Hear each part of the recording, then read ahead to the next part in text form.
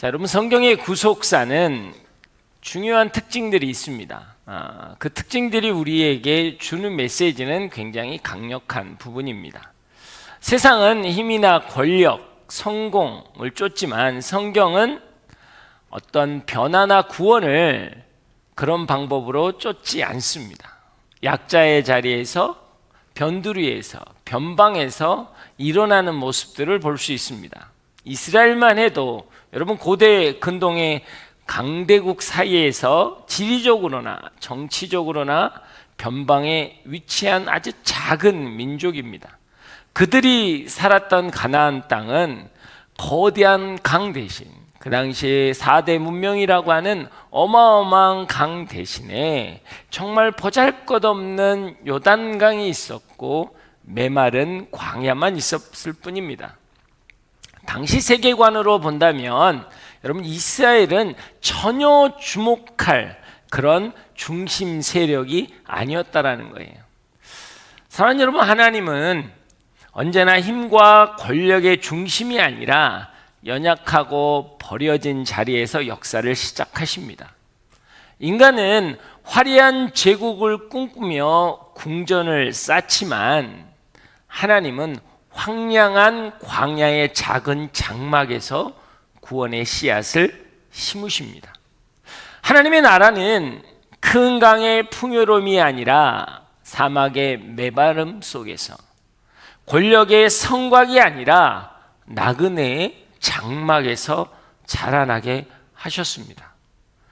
광야를 헤매던 아브라함이라는 한 개인을 통해서, 애굽에서 종살이하던 이스라엘 민족을 통해서, 그리고 끊임없는 강대국의 위협 속에서 시달렸던 약소국을 통해서 하나님은 구원의 계획을 펼쳐 나가셨다라는 거예요. 여러분, 이게 성경에서 말하는 구원의 역설입니다. 세상의 강자가 아닌 세상이 약하다고 여기는 자를 통해서 하나님은 인류의 구원을, 그리고 새 창조를 이루셨다라는 거예요. 그러므로 우리는 우리의 약함을 두려워하지 마십시오. 도리어 그 약함이 하나님의 능력을 드러내는 자리임을 믿음으로 선포하십시오. 그 은혜가 여러분 가운데 있길 주의 이름으로 축복합니다. 그래서 성경은 종종 이스라엘을 티끌이다, 아주 적은 수, 작은 자들이다 라는 표현을 하면서 그들의 연약함을 굉장히 강조합니다. 바로 이러한 약한 존재를 통해서 하나님은 세상의 지혜와 능력을 무색하게 만드신다라는 것이죠. 세상의 시선에서는 보잘것없던 인생, 그러나 하나님은 그 인생을 들어서 하나님의 거룩한 역사를 사용하신다라는 것입니다.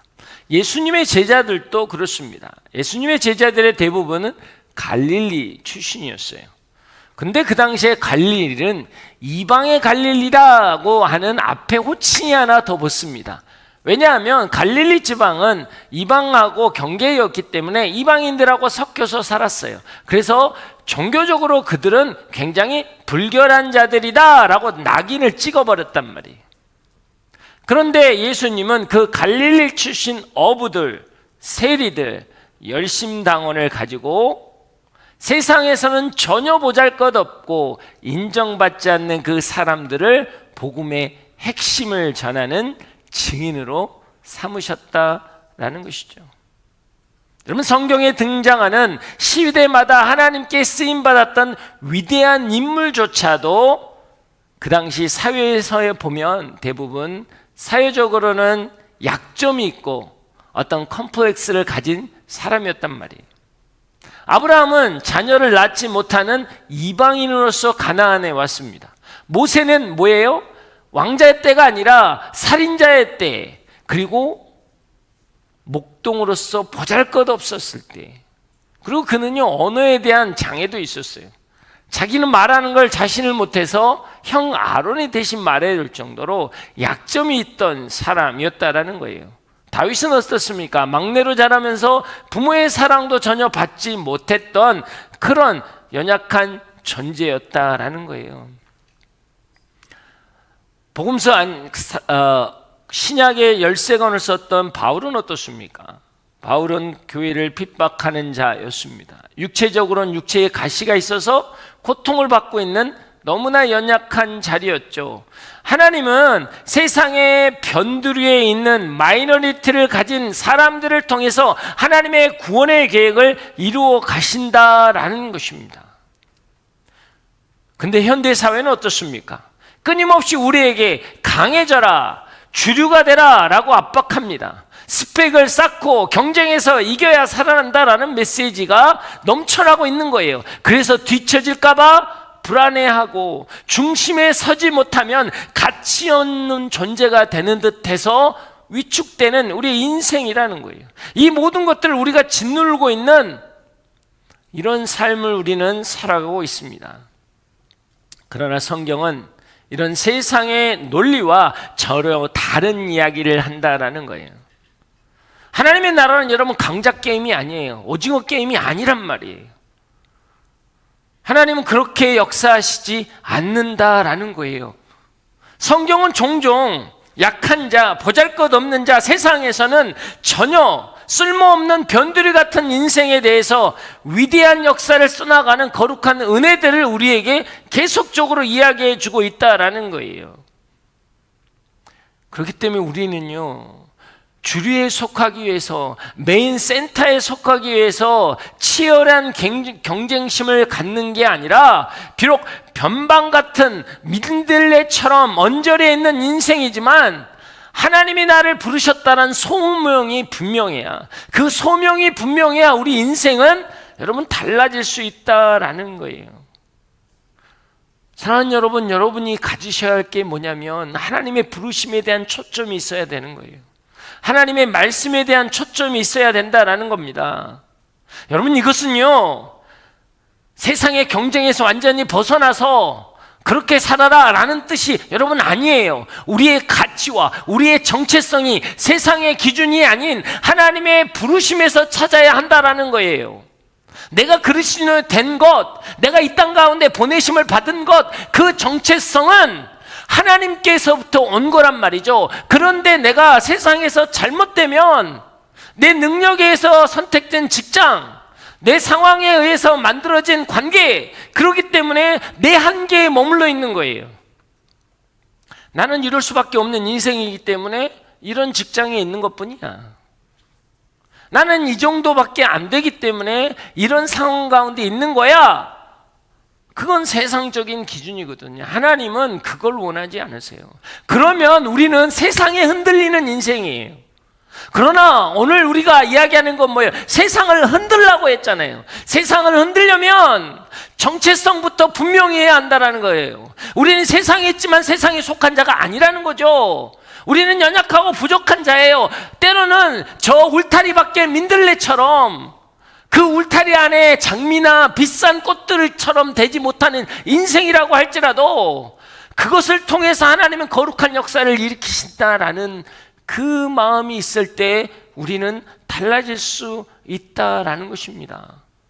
그 은혜가 여러분 가운데 낄 주의 이름으로 축복합니다. 그래서 우리는 우리 인생을 잘 생각하셔야 돼요. 성경에 보면 이런 게 있습니다. 누가복음 12장에 재밌는 예화가 있어요. 한 부자가 있었습니다. 열심히 일했어요. 그랬더니 소출이 굉장히 많아졌어요. 와, 이렇게 많은 소출을 어떻게 쌓지? 쌓을 데가 없어. 그래서 어떻게 했어요?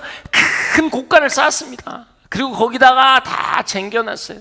그리고 야, 이렇게 많은 것을 쟁겨놨으니 여러 해 동안 내가 먹을 수 있겠구나. 이제는 내가 평안하다, 평안하다. 내가 이제 쉬어야겠다라고 이야기합니다. 근데 재밌는 건 하나님이 뭐라고 이야기하시냐면 이 어리석은 자야 라고 되어 있어요. 이 어리석은 자야. 오늘 내가 너를 데려가면 그 쟁겨놓은 게 누가 되겠느냐. 자, 이걸 이야기하면 여러분 잘 생각하셔야 돼요. 아니, 그러면 열심히 일했잖아요. 투기한 게 아니에요. 지금 이 사람이 그냥 비트코인 갖다가 대박난 인생이 아니라고요. 열심히 농사를 했고 소출이 많아졌단 말이에요. 그래서 쟁겨놨어요. 우리 그렇잖아요. 여러분이 열심히 일하면서 여러분의 장래를 위해서 적금을 들고 보험을 들고 뭔가를 보장을 하는 거예요. 이게 나쁜 거 아니잖아요. 할렐루야. 그래서 나 60세 이후에는 내가 연금을 1,000만 원씩 타. 너무 좋아. 그래서 성경이 이 어리석은 자야. 지금 이 뜻이란 말이에요. 그러면 어떡하지? 어떡하라는 거지? 할렐루야. 여러분 열심히 하세요. 저는 미래를 보장하기 위해서 아무것도 안 들어놓으니까 쉽지 않더라고요. 나이가 가면 갈수록 쉽지 않아요. 네. 무릎이 아플수록 쉽지 않아요. 근데 성경은 어리석은 자라라고 이야기합니다. 어리석다라는 것은요, 아프론이라는 히브리어인데요. 이것은 분별력이 없다라는 이야기이기도 하지만 좀 더 그것을 성경적으로 보면 나중심이라는 거예요. 나중심으로 살아가게 된다라는 거예요. 여러분, 우리가 가지면요, 잘못하면 나중심으로 살아가요. 나중심이라는 게 뭡니까? 내가 가진 것, 나의 조건, 나의 형편, 나의 상황, 이 중심으로 나는 살아가게 된다라는 거예요. 그러면 이제 없을 때는 어떻게 할 거예요? 없을 때는 나는 죽겠다 할 거 아니에요. 모든 게 나 중심이라는 거예요. 제가 수련회 때 잠깐 이야기했지만 또 재미있는 한 예어가 뭐예요? 천국잔치의 비유가 있잖아요. 천국잔치의 비유에서 종들에게 이제 잔치에 초대해라 사람들을 하고 초대장을 쫙 보냈어. 그랬더니 아이고 나는 장가가 시집장가 가니까 못 갑니다. 아이고 난 이번에 밭을 새로 사서 거기 일을 좀 해야 돼서 못 갑니다. 아이고 이번에 소를 새로 샀는데 이 소를 어떻게 경작을 할지 한번 봐야 되니까 못 갑니다 라고 했어요. 그래서 주인이 열이 확 받았어요. 그래서 어떻게 했어요? 병든 자, 가난한 자 다 데리고 가라. 저는 자들, 가난한 자들 다 데리고 가서 그 잔치를 다 채웁니다. 자, 그러면 반대로 이야기해 보세요. 천국 가려면 가난하고 병들어야 되나? 와우, 여군 부자 됐더니 어리석은 자라고 그러고 가난하고 병든 자들은 천국을 갔네? 이런 단순 논리로 하면 여러분 교회 다니는 건 어려운 거예요. 여러분 그 뜻이 아닙니다. 보세요. 내가 비록 힘들고 어려운 인생이어서 정말 내 힘으로 어떻게 할 수 없는 인생인데 그것 때문에 하나님을 의지할 수 있다면, 그것 때문에 내가 하나님께 한 발짝 더 나갈 수 있다면 그것은 복된 것이다 라고 하는 거예요. 세상을 의지하며 살면 그 세상의 수준에 머물러 있지만 하나님을 의지해 살면 천국 백성으로 누릴 수 있는 게 너무나 크다라고 이야기하는 게 하나님의 말씀이거든요. 그렇기 때문에 이거는요, 우리에게 주는 강력한 메시지라는 겁니다. 여러분이 지금 작고 외롭고 힘든 가운데 있지만 곧 그것이 하나님의 구속사의 일부가 되기 때문에 능력이 나타난다라는 거예요. 그것 때문에 내가 하나님께 나아갈 수 있고, 그것 때문에 하나님을 붙잡을 수 있고, 그것 때문에 내가 기도의 자리에 나왔다면 그건 축복이다라고 이야기하는 거예요. 이 사람들은요, 할 게 많았기 때문에 아이고 뭐 그 잔치에 가서 조금 더 뭐 맛있는 거 먹는 거 그건 나에게 별로 중요하지 않아. 그지만 가난하고 병든 자들은 한 끼를 못 먹으니까 아니 거기 가서 그거 한 끼만 먹으면 나는 감사하겠어. 상황이 감사로 바뀌었거든요. 이게 여러분 신앙의 원리라는 거예요. 그래서 심령이 가난한 자는 복이 있다라고 하는 이유가 거기에 있습니다. 여러분이 여러분의 삶의 자리에서 하나님을 갈급하는 마음, 하나님을 사모하는 마음, 그 마음이 회복되기를 하나님은 원하시는 거예요. 그래서 여러 가지 상황들 여러분에 허락하신다라는 거죠. 그때 우리가 그것을 하나님을 바라보는 것으로 가면 여러분 그건 과정이에요. 그걸로 끝나지 않아요. 비참한 비극으로 끝나지 않는다고요, 그리스도인들은. 그것은 뭐냐면 마치 계단과도 같은 거예요. 내가 더 높은 계단, 높은 층으로 올라가기 위해서는 그 계단으로 올라가야 한다는 거죠. 그러면 힘들죠. 1층에서 5층 가면 힘들지만 5층에서 여러분이 20층 가면 어려운 거예요. 그렇지만 20층 가면 뷰가 좋잖아요. 훨씬 더 비싸요. 여러분 이건 단순히 기복이라는 개념이 아니라 여러분이 하나님을 바라볼 수 있게 하는 하나님의 마음이란 말이에요. 그것을 바라봐야 여러분이 세상을 흔들 수가 있거든요. 세상의 가치관 앞에서 흔들린 게 아니라 그 가치관이 잘못됐다고 내가 흔들어 버릴 수 있는 거예요. 하나님은 그것을 바라시는 거란 말이에요. 오늘 성경은 제가 예레미야를 묵상하면서, 예레미야는 여러분 우리가 생각지도 못하는 굉장한 비주류, 저 변방, 저기 울타리 밖 민들레오 같은 인생이었어요. 그 인생을 지금 부른 거예요. 성경을 조금 여러분이 잘 보셔야 한단 말이에요. 우리가 안 읽었지만 1절 한번 읽어볼게요. 예레미야서 1장 1절 함께 읽겠습니다. 시작. hil기야의 아들 예레미야의 말입니다. 이게 뭔 뜻인가? 이것만 보면 아무것도 모르겠어요. 그냥 베냐민 땅 아나돗 제사장, 베냐민 땅 아나돗 제사장 예레미야. 이게 이 한 구절, 요 한 구절 갖고요, 제가 봐도 한 시간 내내 설교해도 부족해. 요 한 단어가 주는 게 너무 큰 거거든요. 아나돗은 무슨 땅이냐면 여러분 사울의 고향입니다. 사울의 부모님들이 계셨고 사울이 태어난 땅이에요. 자, 지금 요 시대는 다윗 시대를 거쳐서 다윗 왕조가 있다는 시대잖아요. 사울은 역적이에요. 이게 쉬운 땅이 아니에요. 그리고 또 하나의 중요한 배경이 뭐냐면 모세에게 아론과 훌이 있듯이 다윗에게는 사독과 아비아달이라는 두 제사장이 이게 양축으로 있었어요. 이 아비아달은 누구냐면 다윗이 사울에게 쫓겨서 도망 다니다가 갈 데가 없어서 급히 도망 나왔거든. 그래서 도망갈 데가 없어서 노 땅이라는 곳에 갔습니다. 거기에 가서 아히멜렉이라는 제사장을 만나요. 그래서 내가 너무 배가 고프다. 좀 나한테 뭘 먹을 걸 달라 그랬더니 내가 먹을 게 없는데, 그래서 제사장만 먹는 진설병은 줘요.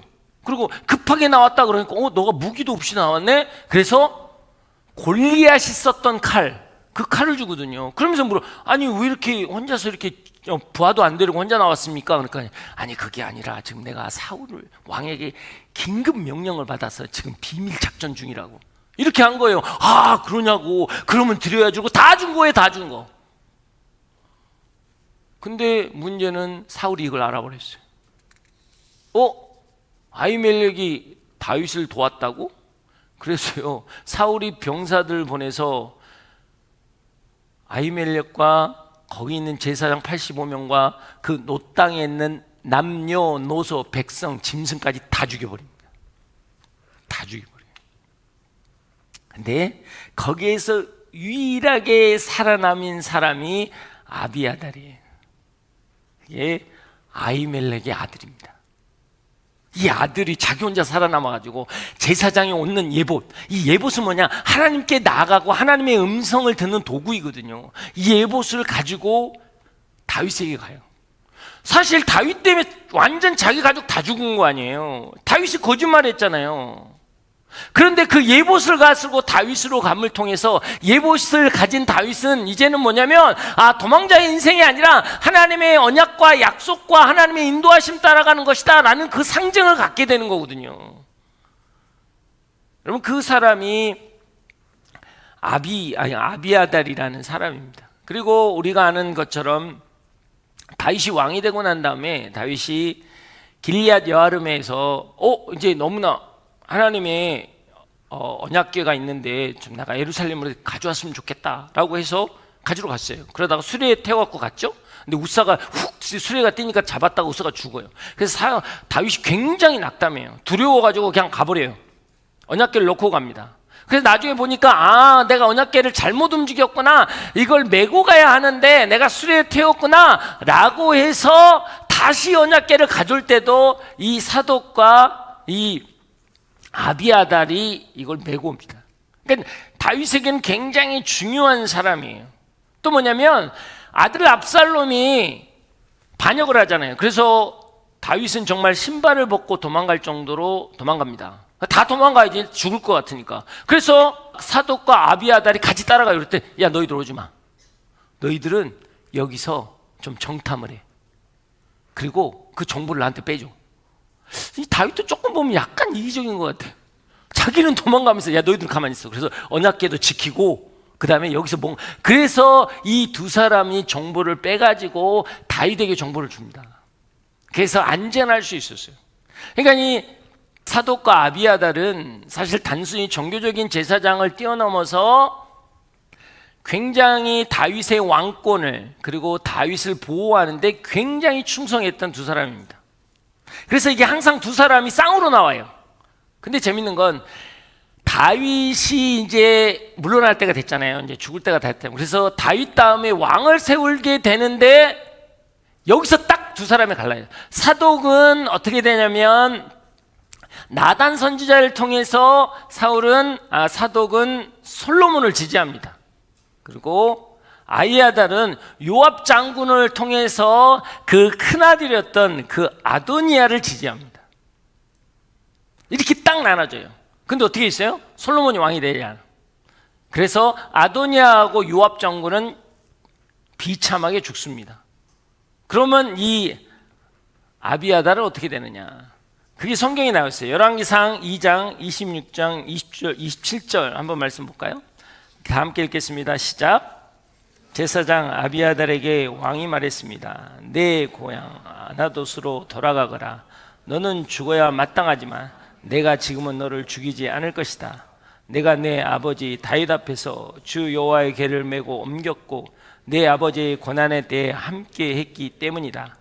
솔로몬은 아비아달을 여호와의 제사장직으로 내쫓았습니다.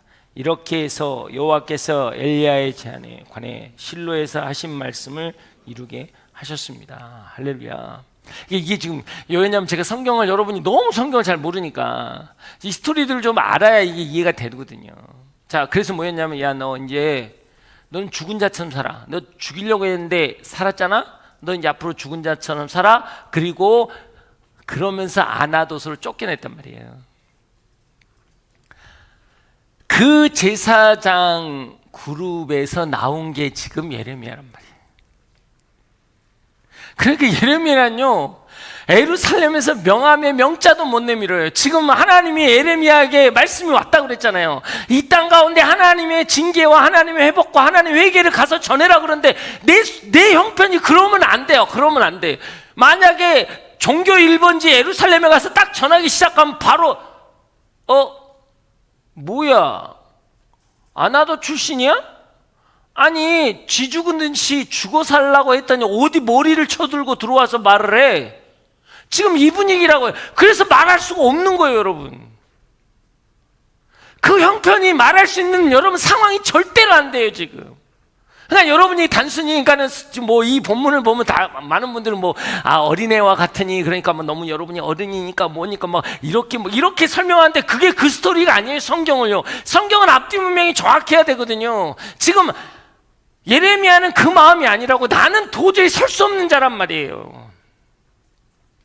사랑하는 여러분, 하나님께서 근데 그 예레미야를 왜 들었으냐고? 다른 사람을 들었어야죠. 아나돗 사람을 들었어서는 지금 사독 출신의 제사장들이 꽉 잡고 있는 예루살렘에는요, 바늘 하나도 들어갈 구멍이 없어요. 왜냐하면 이 사람들은 애국자예요. 우리나라는 부강할 것이다. 다윗의 등불은 꺼지지 않을 것이다. 이렇게 이야기하는데 반역자 집안이고, 여러분 사울의 집안이었던 그 영역에 있는 사람들이 와가지고 갑자기 나라 망할 것이다. 이건요 매국노라고요. 하나님의 말씀이 아니라고. 상황적으로 말이 안 돼요. 이건 말할 수 있는 상황이 아니에요. 신앙적으로도 마찬가지라고요. 그 상황에 하나님 말씀이 임한 거예요. 이게 기가 막힌 이야기거든요. 여러분의 직장에서도, 여러분의 가정에, 여러분의 학교에서도 똑같잖아요. 내 형편이, 내 상황이 내가 막 잘 되고 능력 있고 뭔가를 잘 해나가는 상황도 아니고, 나도 나 살기 바쁘고 나도 형편이 어렵고 내 주제에 뭘 말 한마디 할 수 없는 내 조건에서 하나님이 저들에게 복음을 전하라 그러면 내가 하기 어렵거든요. 내 상황이 그게 안 되는 거야. 그 말 했다가는 바보 취급당하게 생겼어. 그렇지 않을까요? 여러분, 그런 상황 가운데 말씀이 임하는 거예요. 여러분, 다 준비된 가운데 전도하는 거 아닙니다. 다 이런 가운데 내가 그냥 가서 말 한마디 전하면 아멘하고 무릎 꿇고 이런 게 복음을 전하는 게 아니에요. 도저히 갈 수 없는 상황이에요. 내 주제에 감히 명함도 못 내미는 상황이 지금 예레미야란 말이에요. 그래서 예레미야 첫 절이 다 그렇게 나온 거예요. 베냐민, 왜냐? 사울이 베냐민 지파에서 나왔잖아요. 아나도시 사울의 고향이거든요. 그러다가 뭐예요? 쫓겨난 제사장, 다시는 제사한 거 하지 마. 너 죽어 살아? 그런 제사장이 있는 곳에서 제사장이 나왔단 말이에요. 그리고 이제는 예루살렘을 가야 되는 거예요. 이게 너무나 황당한 이야기거든요. 5절 말씀 한번 읽어보겠습니다. 5절 다 함께 읽겠습니다. 5절 시작. 너를 모태에서 생기기 전에 너를 알았고 내가 태어나기 전에 너를 거룩하게 구별했으며 너를 여러 민족들을 위해 예언자로 정했다. 하나님은 준비됐기 때문에가 아니라 하나님이 계획하셨기 때문에 부르신 거예요. 여러분 지금 준비되어 있어요. I'm ready. Okay. I will pick up. 내가 너를 선택했어. 너가 준비되어 있으니까. 아니요. 여러분은 하나님이 계획하셨기 때문에 픽업 하신 거예요. 여러분의 준비하고는 관계가 없는 거예요. 예레미야는 지금 준비되어 있는 게 아무것도 없습니다. 근데 하나님은 뭐라고 이야기했어요? 나는 내가 생기기 전부터 내가 계획했다는 거예요. 너가 어머니 못했을 때부터 나는 기억했다라는 거예요. 하나님의 플랜 가운데 우리가 있다라는 겁니다. 사랑하는 여러분, 그래요. 아무리 우리가 아무것도 할 수 없는 상황이라고 할지라도 여러분의 존재 자체에 대해서 여러분 의심하지 마십시오. 우리는 우리의 가능성에 대해서 의심할 수 있어요. 그렇지만 여러분의 존재 자체를 의심하지 마십시오. 왜? 내 가능성은 내가 나를 너무 잘하니까. 누구보다도 나는 내가 잘 알아. 나는 그걸 할 수 있는 인간이 아니야. 나는 내 의지로는 그렇게 할 수 있는 인간이 아니야. 지금 그래서 여러분 예레미야도 그 이야기하는 거야. 나는 어린애예요. 나는 내가 잘 알아요. 나는 그런 의지도 없고요. 그런 걸 할 수도 없고요. 그런 말을 할 수 있는 자격도 없어요. 라고 할 때 하나님이 뭐냐? 아니야, 내가 너를 계획한 거야. 지금 그 자리가 있는 건 내가 너를 계획한 거라고. 그 자리에 세운 것도 내가 이미 너가 모태에서 있기도 전에부터 내가 세운 계획을 가운데 너는 서 있는 거야. 그래서 잘 가고 있는 거야. 하나님은 그렇게 이야기하시는 거예요. 세상을 흔드는 것은요, 나의 조건이 아니라고요. 나의 형편이 아니라고요. 내가 가진 파워나 내가 가진 능력이 아니라고요. 구속사는 그렇게 일어나지 않습니다. 하나님 우리에게 강력하게 지금 이야기하고 계시는 거예요. 6절과 7절 한번 읽어보겠습니다. 6절과 7절 시작.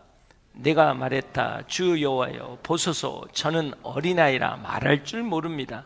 그러나 여호와께서 내게 말씀하셨다. 너는 어린아이라고 말하지 말라. 내가 너를 보내는 모든 사람들에게 너는 가야만 하고 내가 내게 명령한 모든 것을 말해야 한다. 어린아이라고 말하지 말라. 여러분요, 그 다큐멘터리 동물의 왕국 같은 거 보면 재밌는 게 하나가 있습니다. 뭐냐면 이 인도나 이런 데서 보면 코끼리를 가지고 어마어마한 큰 원목들을 이렇게 코로 감아가지고 움직이는 걸 봅니다. 근데 코끼리가 일을 끝내고 이렇게 이제 코끼리를 이제 놓아둔 곳을 보면 말하고 똑같아요. 뭐냐면 그냥 목에다 줄을 하나 가지고 이런 말뚝에다가 딱 걸어놔요. 또 굉장히 신기해요. 왜냐하면 그거보다 10배, 20배 더 무거운 원목들을 들고 다녔던 코끼리가 여기에 매여 있는데 뿌리치지도 못하고 그냥 매여서 움직이지도 못하고 있어요. 왜냐 했더니 코끼리가 어린 코끼리일 때 말뚝에다가 매어 놓는다고요. 근데 어린 코끼리는 자꾸 이제 뭔가를 이제 움직이려고 자꾸 당기는데 그 어리니까 말뚝이 안 움직여. 그렇게 코끼리가 자랐어. 근데 이제는 이 말뚝 정도야. 발로 툭 차면 그냥 툭 무너질 말뚝인데 그 어릴 때의 기억이 안 돼 라는 신념이 믿음이 되고, 믿음이 되었기 때문에 자기의 삶이 돼버린 거예요. 그래서 못해요. 묶어놨는데 못 움직여. 그 큰 코끼리가 그 연약한 말뚝 앞에서. 이게 우리의 모습일 수 있다는 거예요. 여러분, 우리는 하나님의 형상으로 빚어졌고 하나님의 영이 우리 안에 들어왔기에 우리는 생명이 되었는데, 어느 순간에 세상형이 들어와서 세상의 기준으로 살아가게 해요. 그래서 뭐예요? 여러분의 과거, 여러분의 스펙, 여러분의 어떤 경험들, 여러분의 생각들, 그게 딱 묶어놔요. 세상에 말뚝으로 묶어놨다고요. 그때 안 됐거든요. 그때 공부를 못했거든요. 그래서 그 대학밖에 못 나왔고요, 그 인생밖에 못 살았어요. 그 경험이, 그 아픔이 내가 안 된다는 걸 이미 경험하고 있어요. 근데 그게 나에게 믿음이 됐다고요. 그래서 아무것도 못하겠다는 거예요. 그 말뚝에 묶여서. 그래서 세상은요 자꾸 그 말뚝 갖고 이야기하는 거예요. 너 안 되는 거야. 이건 절대 안 되는 거야. 이건 절대 안 되는 거야. 안 되나요? 여러분, 안 되나요? 믿음이 그런 건가요? 홍해를 가르시는 하나님이, 죽은 자를 살리신 하나님이, 파도를 잠잠케 하는 예수 그리스도가 안 되는 게 어디 있어요? 안 되는 게. 여러분, 기적과 이적에 대한 문제가 아닙니다. 여러분의 삶의 자리에서 하나님이 무엇을 하고 싶어 하는지를 내가 안다면, 그 말뚝은 이제는요, 우리가 예수를 주라고 고백하는 그리스도인이 되었다면 그 말뚝 정도는 발로 한번 툭 차면요 그냥 없어지는 거예요. 과거에 여러분 같았으면 안 됐죠. 왜? 세상도 만만치는 아니니까요. 그래서 세상은 영적 전쟁을 선포할 때 세상의 어두운 권세, 악한 영, 세상을 잡고 있는 세상의 악한 영이라고 한다고요. 쉽지 않아요. 그치만 문제는 어둠의 영은 빛이 있으면 의미가 없어지는 거잖아요. 우리가 가면 안 되죠. 안 되죠. 어둠에서 눈 감고 여러분이 아무리 싸워보세요. 그게 이겨지나. 못 이겨요, 어둠은. 근데 내 안에 빛이 있기 때문에 어둠은 의미가 없는 거예요. 지금 그걸 이야기하는 거거든요. 하나님께서 여러분에게 이야기하고 싶은 게 그거라고요. 예레미야에게 이야기하고 싶은 거 그거. 너 어린애 아니야. 근데 왜 어린애처럼 살으십니까? 성인 아동이에요. 요즘 그리스도인들은 대부분 성인 아동이에요. 마치 마마보이처럼 결혼했는데도 엄마가 하지 말라는데, 우리 엄마가 안 좋아하는데, 싸대기를 맞아야 돼. 그런 사람 싸대기를. 아직도 마마보이야.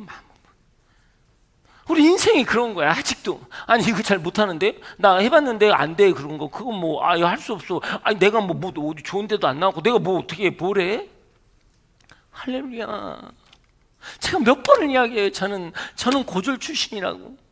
저는 대학을 안 나왔다니까요. 할렐루야. 설교 잘하잖아. 근데 할렐루야. 그래도 한국에서 안 나온 거지 외국에서 나왔어요. 아니, 방황해서 못 나왔어요. 그때는 방황해서. 그때는 안 되더라고요. 뭐 재수, 삼수, 사수까지 해봤는데 안 되더라고. 방황할 때는 시간만 가지 안 되더라고요. 그게 제 말뚝이었거든요. 아무것도 못 움직이는. 그게 나는 안 되는 인생이야. 그래서 농마주의로 빠졌어요, 제가. 그래서 노가대판에서 맨날 질통지고 노가대만 했어요. 그게 제 인생이었다. 그게 제 인생. 근데 오늘 이렇게 와서 한 목사님 성령 집회하고 성령 세례 받고, 내가 그래서 세례를 받고 나서 그 내 인생이 바뀐 거라고요. 그 말뚝을 이게 아무것도 아닌데 툭 차니까 빠지더라고. 아니, 그 대학 졸업장이 그렇게 저한테는 말뚝이 안 되더라고요. 그렇게 노력했는데 안 됐는데 나중에 툭 차니까 영어로 졸업장 딱 떨어지더라고. 할렐루야. 이게 뭐냐, 이 말뚝이 이게 아무것도 아니구나. 내 인생이 말뚝이 아무것도 아니구나. 이게 산증이 여기 있잖아, 산증이. 그래서 우리가 지금 이렇게 예배 드리잖아요. 할렐루야. 제 32년 역사 이래 제가 가서 부흥 안 시켜본 건 단 한 군데도 없어요. 왜? 나는 내 말뚝을 의지하지 않거든요. 내 말뚝을 의지하지 않아요. 그 아무것도 아니에요. 하나님이 내 입술에 말을 집어넣어주면 아무것도 아니라고 여러분.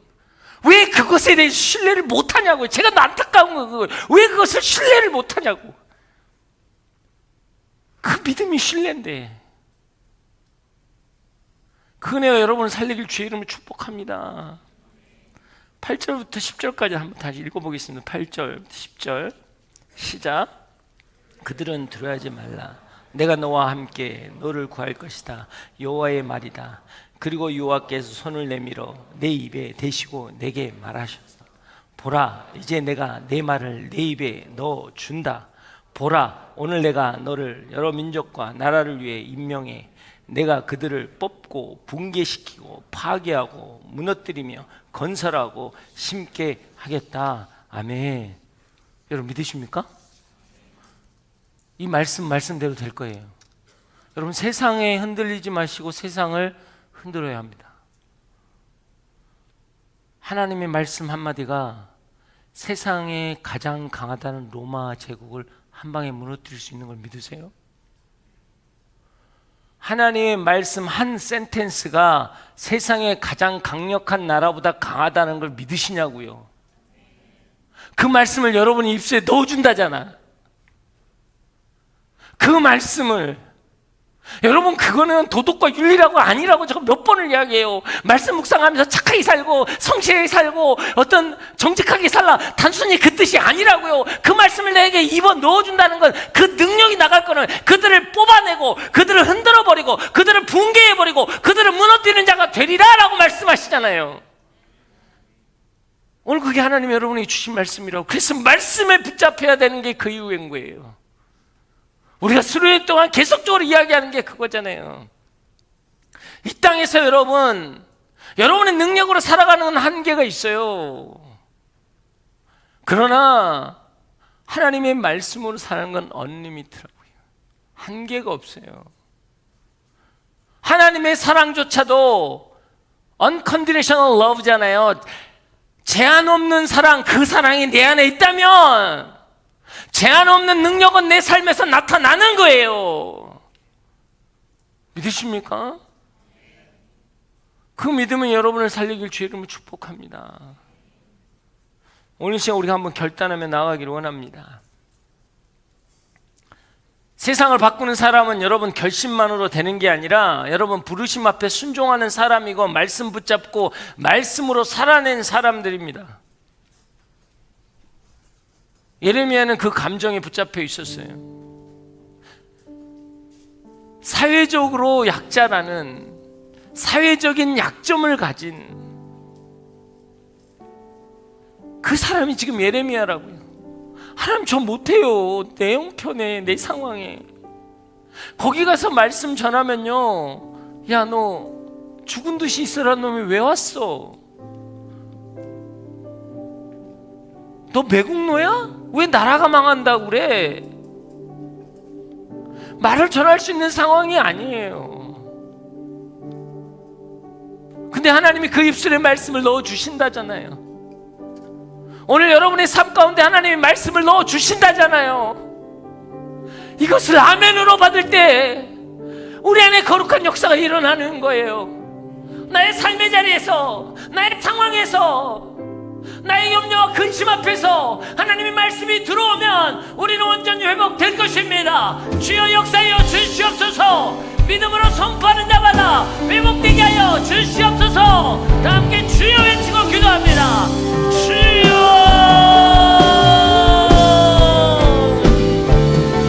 하나님 역사하여 주시옵소서. 하나님 우리 가운데 임하십니다. 말씀을 집어넣어주시고 우리가 세상 가운데에서 그들을 무너뜨리고 그들을 붕괴시키고 그들을 뽑아버리고 하나님의 놀라운 역사를 우리는 일으킬 것입니다. 주여 은혜 내려 주시옵소서. 아버지여,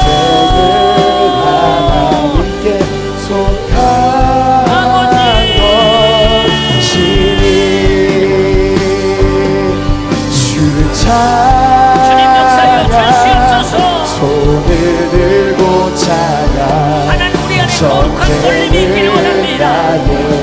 하나님의 음성 앞에 흔들리는 자가 되게 하시고 세상에 하나님 소리 앞에서는 굳건하게 서는 자 되게 하여 주시옵소서. 주님 은혜 내려 주시옵소서. 흔들리지 말고 흔드는 인생 되게 하여 주시옵소서.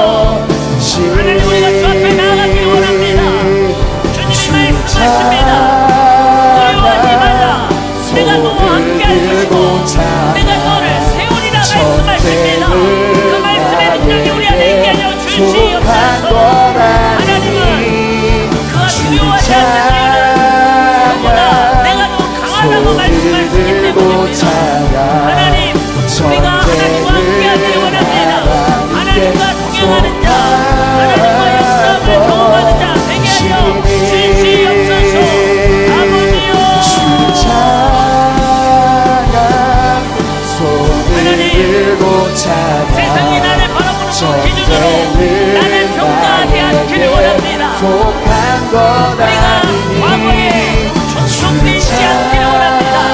내 상황과 조건과 상처와 아픔과 기억들이 나를 붙잡고 억누르며 나를 어느새 어느 날처럼 무기력하게 만들어버립니다. 하나님, 이제는 우리가 다시 한번 일어나길 원합니다. 주여 역사여 주시옵소서. 아버지여, 손을 들고 찬양 전쟁은 나에게 속한 것 아니니 주 찬양 손을 들고 찬양 전쟁은 하나님께 속한 것이니.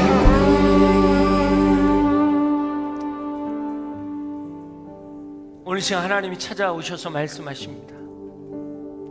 혹시 이 가운데 여러분이 과거 때문에 스스로 그 과거에 종속되어 있지 않습니까? 내 상황과 조건, 상처, 실패의 기억들이 나를 붙잡고 억누르며 어느새 어린아이처럼 무기력하게 만들고 있진 않습니까? 사회적인 열등감이, 사회적인 약함이 나를 두려움에 빠뜨리고 있진 않습니까? 나의 스펙이, 내가 가지고 있는 환경이 오늘 나를 짓누르고 있다면 오늘 하나님이 말씀하십니다. 그 멍에를 벗으라 말씀하십니다. 내가 그 멍에를 벗겨내리라 하십니다. 하나님, 내가 그 믿음으로 나아가길 원합니다. 하나님, 나의 과거의 아픔과 고통과 슬픔과 할 수 없다라는 그 모든 것으로부터 내가 자유케 되기를 원합니다.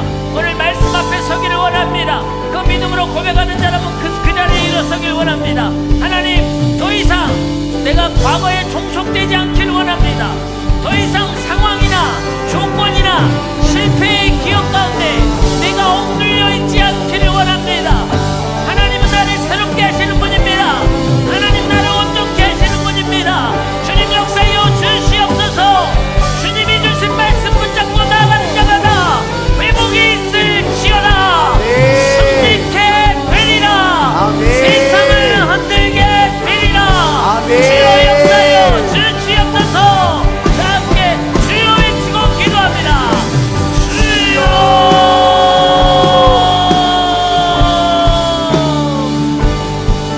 하나님 아버지, 그렇습니다.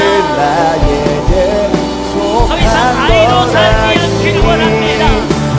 더 이상 나의 과거의 경험에 묶여있지 않기를 원합니다. 그 실패가, 상처가 하나님 사회적으로 하나님 부조 같은 인생으로 살았다고 할지라도 하나님이 나에게 주신 그 장기력을, 하나님이 나에게 주신 그 능력을 포기하지 않겠습니다.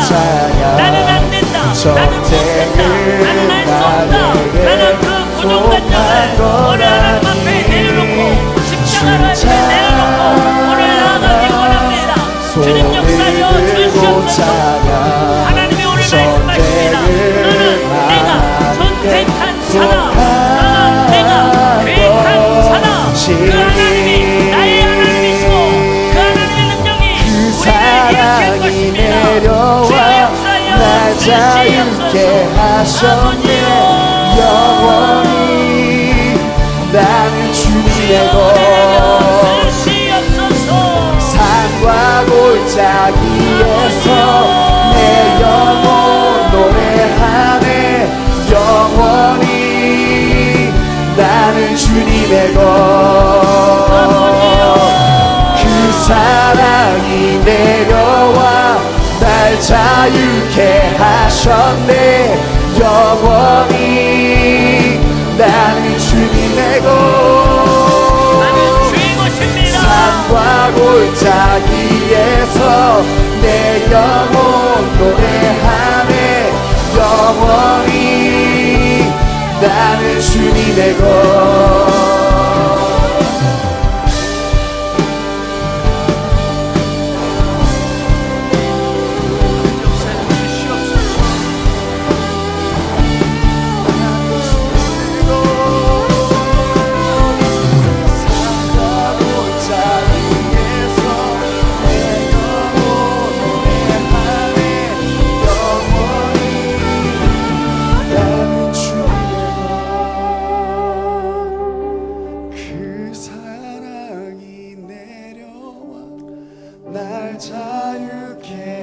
하셨네. 영원히 나는 주님의 것. 산과 골짜기에서 내 영혼 노래하네. 영원히 나는 주님의 것. 그 사랑이 내려와 날 자유케 하셨네. 영원히 나는 주님의 것. 산과 골짜기에서 내 영혼 노래하네. 영원히 나는 주님의 것. 나의 삶 주의 것. 내 모든 삶 오직 주의 것. 나의 삶 주의 것. 내 모든 삶 오직 주의. 나의 삶 나의 삶 주의 것. 내 모든 삶 오직 주의 것. 나의 삶 주의 것. 내 모든 삶 오직 주의 것. 하나님, 나의 삶은 주의 것입니다. 그 주님이 오늘 우리 가운데 함께 하십니다. 그 주님이 우리 가운데 말씀을 집어넣어 주시고, 과거에 묶였던 것들, 현재의 상황 가운데 할 수 없이 좌절하고 낭망하며 쓰러져 있던 그 포기했던 그 상황을 하나님은 일으켜 주십니다. 그리고 회복해 하십니다. 그리고 세상에 흘렸던 나의 마음을 굳건케 하시고 세상을 흔드는 자가 되게 하여 주시옵소서. 주님이 오늘 하십니다. 주님이 이루십니다. 내 안에 성령이 계시고 내 안에 그 말씀이 나를 새롭게 할 것입니다. 믿음으로 고백하는 자마다 회복이 있을지어다. 아멘. 믿음으로 선포하는 자마다 일어설지어다. 아멘. 주여 내려 주시옵소서. 아멘. 주여 역사여 주시옵소서. 나는 자유할지어다. 나는 회복될지어다. 나는 일어날지어다. 두 손 들고 주여 삼창으로 기도합니다. 주여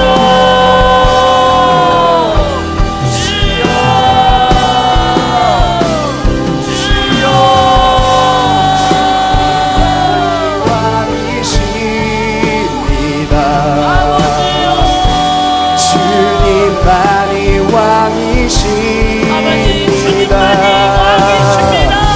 주님만이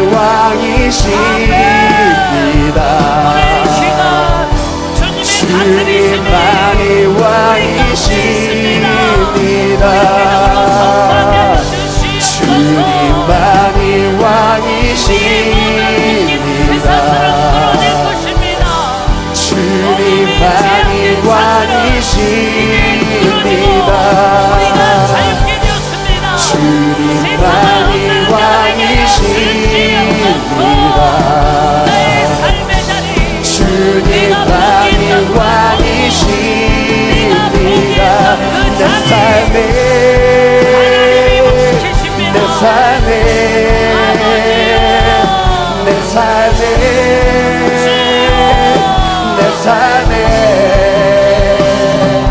내 삶에 내 삶에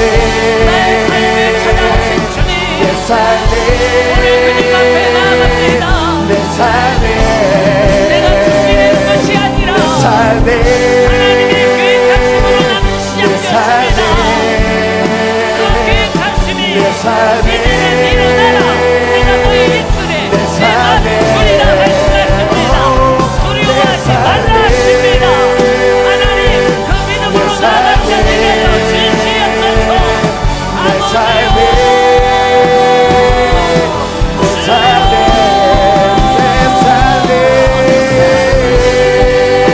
아버지여, 내 삶에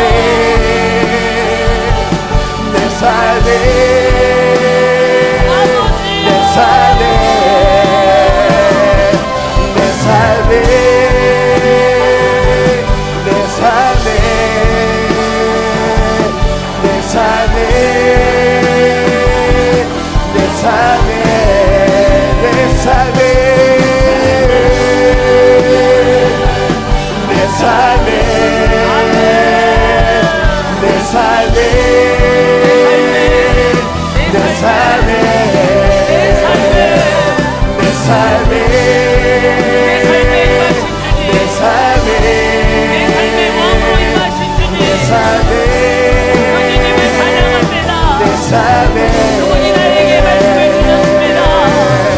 생명의 말씀을 주셨습니다. 주님만이 왕이십니다. 우리 시간 두 손 들고 찬양합니다.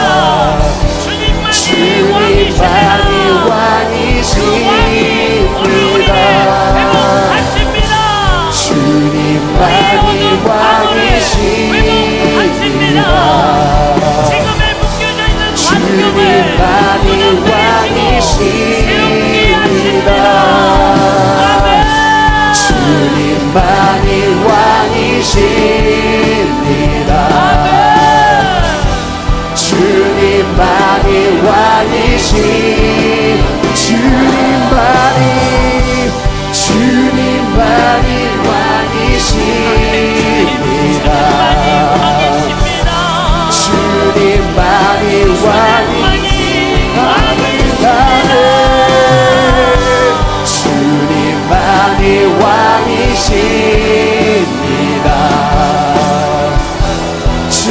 주님만이 왕이십니다. 주님만이 왕이십니다. 주님만이 왕이십니다. 주님만이 왕이십니다. 내 삶에 내 삶에 내 삶에 내 삶에 내 삶에 내 삶에 내 삶에 내 삶에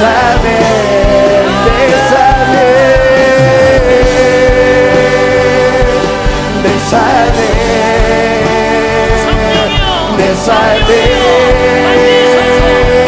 내 삶에 내 삶에 내 삶에 내 삶에 내 삶에 내 삶에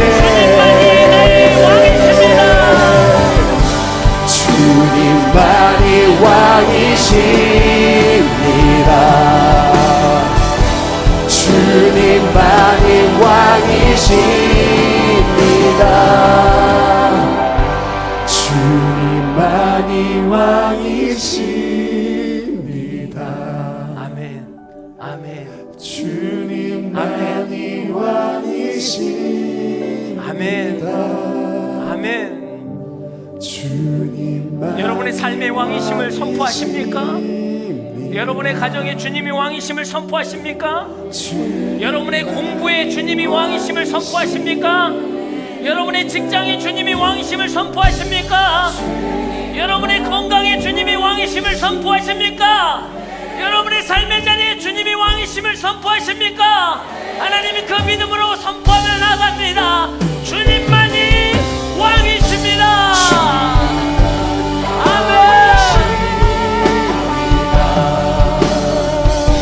주님만이 왕이신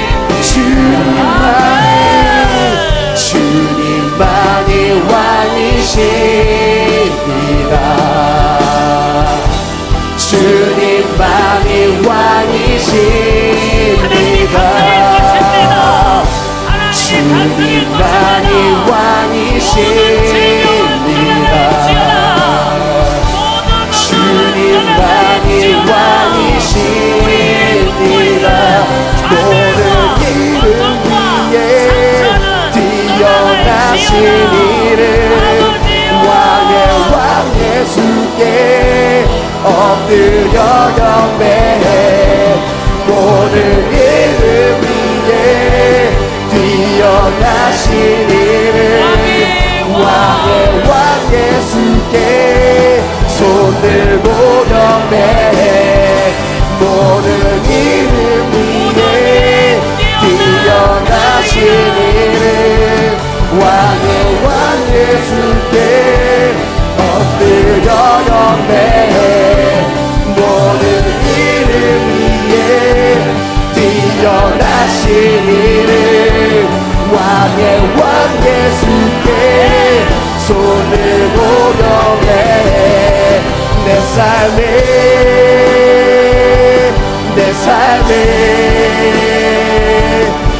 삶에 내 삶에 내 삶에 내 삶에 내 삶에 내 삶에 내 삶에 내 삶에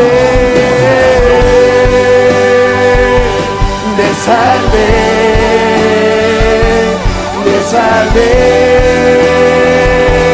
내 삶에 내 삶에 내 삶에 내 삶에 내 삶에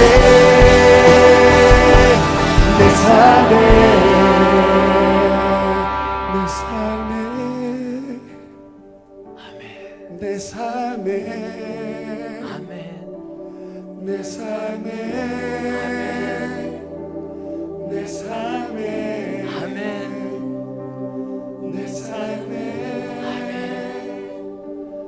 내 삶에 내 삶에 내 삶에 하나님이 내 삶의 왕이십니다. 그 왕 되신 예수께서 내 입술에 말씀을 주시고 우리를 온전케 하십니다. 하나님, 내 가정에서 날뚝에 묶여있던 내 인생이 있었습니다. 하나님, 내 공부의 자리에서 어쩔 바를 모르고 말뚝에 묶여있던 내 인생이 있었습니다. 포기하지도 못하고 앞으로 나아가지도 못하는 내 인생이 있었습니다. 하나님, 열심히 한다고 했지만 항상 마이너로 살아가는 것 같은 그 직장의 삶의 자리가 나에게는 두려움이었고 벗어날 수 없는 말뚝처럼 나를 좌절하고 낭망하게 했습니다.